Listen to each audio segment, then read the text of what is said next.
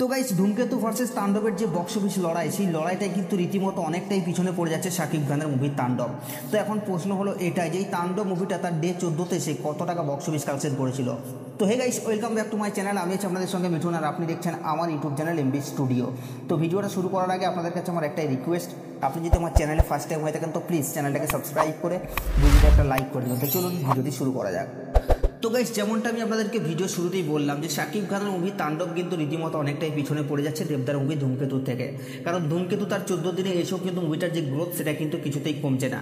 এবং শাকিব খানের মুভি তাণ্ডব একটা record breaking box office collection করেছিল, তবে বাংলাদেশের বক্স অফিস কালেকশনের সাথেই কিন্তু আমরা কম্পারিজন করছি। তাছাড়া শাকিব খানের তাণ্ডব মুভিটা অলরেডি ওয়ার্ল্ড ওয়াইড রিলিজ করা হয়েছিল, সেখান থেকে তো দুর্দান্ত লেভেলের রেসপন্স আসছে এবং বক্স অফিস কালেকশন ভালো করেছে। তবে আমি জাস্ট আলোচনা করছি বাংলাদেশের বক্স অফিসকে নিয়ে। তো বাংলাদেশের বক্স অফিসকে নিয়ে যদি আমরা কথা বলি, তাহলে দেবদার মুভি ধূমকেতু কিন্তু অনেকটাই পিছনে ফেলে দিচ্ছে তাণ্ডবকে। যদিও কিন্তু ধূমকেতু মুভিটা একটা কাল্ট মুভি হওয়ার সত্ত্বেও এবং তাণ্ডব মুভিটা একটা মাস কমার্শিয়াল মুভি ছিল, তারপরে শাকিব খানের অ্যাক্টিং, রায়ান রাফির কম্বিনেশন ভাই আলাদাই ছিল।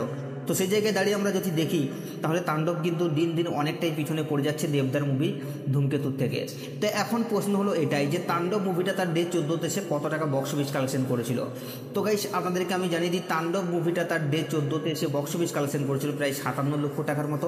এবং টোটাল 14 দিনে শাকিব খানের মুভি তাণ্ডব বক্স অফিস কালেকশন করেছিল 21,84,00,000 টাকা।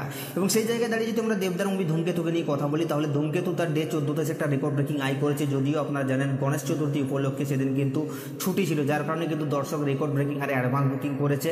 এবং বুকমাই শো খুললে সেটা আপনি বুঝতে পারবেন প্রায় 100 থেকে 105টা শো হাউসফুল দিয়েছে অল ইন্ডিয়া মেলে। এবং পশ্চিমবাংলাতে শুধুমাত্র প্রায় 80টার মতো শো হাউসফুল দিয়েছে। এবং এই মুভিটার ক্রেজ কিন্তু কিছুতেই পৌঁছে না, দিনের পর দিন একটা আলাদা খেলা দেখাচ্ছে ধূমকেতু মুভিটা।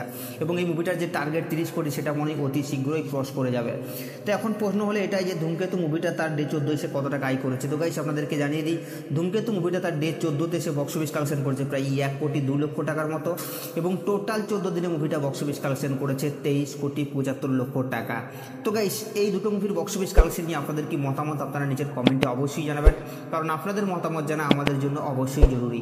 আর এই সাবস্ক্রাইব করে দাও নেক্সট ভিডিওর জন্য।